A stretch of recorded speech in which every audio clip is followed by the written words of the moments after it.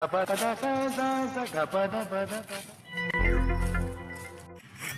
पढ शिक्षा पढाउन त आइयो, सबैजनालाई मन्दिरमा भेला हुनु भनेको छु। छन् कि छैनन्? अब यो गाउँमा पनि पढ शिक्षा भन्थे, मास्टर पो कहीँ पुग्यो बरु। कि बाटो बिर्से कि गाउँले पनि कोही आएका छैनन्, म मात्रै छु। ए बा, यहाँनिर प्रौढ शिक्षा पढाउने भन्थे, कहाँनिर छ मन्दिर? पठाउ शिक्षा कस्तो रहेछ बाबु? पठाउ त त्यो काठमाडौँमा यस्तो बाइकवालाको काम होइन र? यो पठाउ शिक्षा होइन बा, यो प्रौढ शिक्षा हो। यो चाहिँ बुढाबुढीलाई अलिक लेखपढ गर्न आओस् भनेर गराइने शिक्षा हो। म पनि त्यसकै लागि पर्खेको हो। अब अरू गाउँलेहरू चाहिँ आए कि आएनन् कि बा आउँदैछन्, म चाहिँ आइहालेँ। म चाहिँ अलिक धेरै पढ्नु पर्यो भनेर नि, त्यही भएर अगाडि नै आएको। उतै गएर पढौँ न त है। ल जाउँ जाउँ जाउँ जाउँ यता यता। कोही पनि आएको रहेन रहेछन् आज। यो तपाईँलाई मात्रै पढाएर भएन। तपाईँको केही प्रश्नहरू छ भने भन्नु मलाई, म उत्तर भनिदिन्छु। अनि सबैजना आएपछि म भोलि पढाउँछु।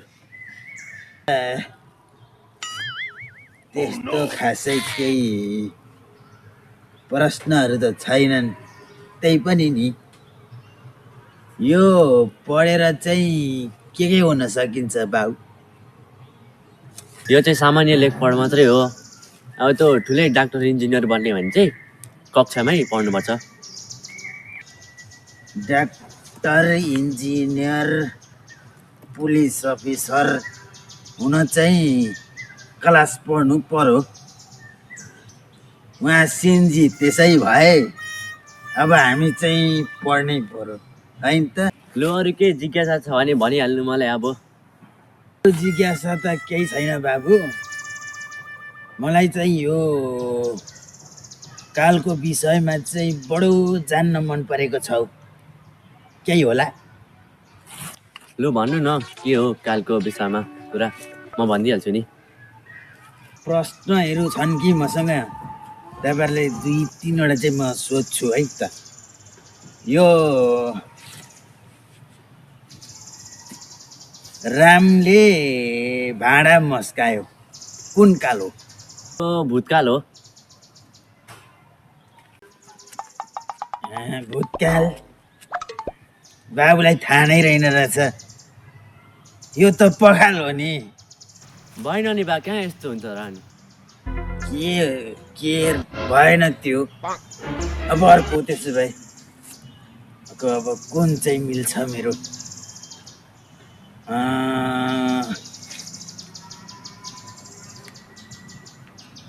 रामले निर्वाचनमा मतदान गर्यो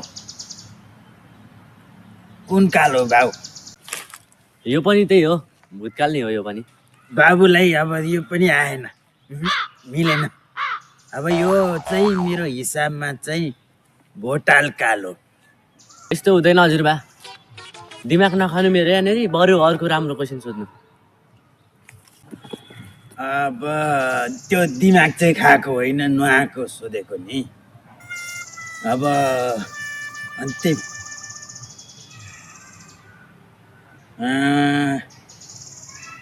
मेरो घरमा चामल सकियो कुन काल हो? यो पनि भूतकाल नै हो बा।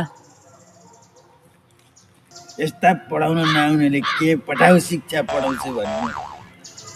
मेरो घरमा चामल सकियो, त्यो त अनिकाल पो त। हावा मान्छे हैट। यो बुढो त आफै जोतको क्वेसन सोधेर मलाई पो आउँदैन भन्छ पढाउन। हानुको क्या हो यो बुढोलाई त? बुढोलाई म यहीँ सिधाइदिन्छु।